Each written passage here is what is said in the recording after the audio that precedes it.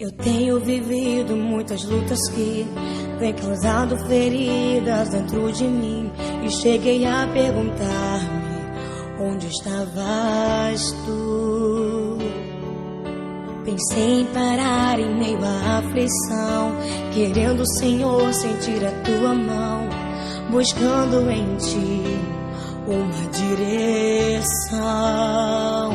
Mas aprendi que na vida tudo tem um sentido, e descobri que sempre queres o meu bem, e que ao final será muito melhor o que virá. É tudo parte de um propósito, e o teu amor me guardará. Sempre estiveste aqui, tua palavra não falhou e nunca me deixou.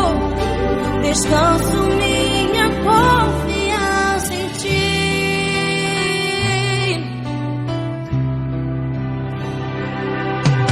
Eu tenho estado contra a parede, buscando a saída, uma solução, clamando, orando por tua intervenção.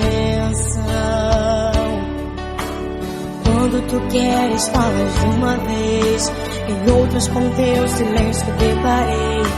Que interessante tua forma de responder.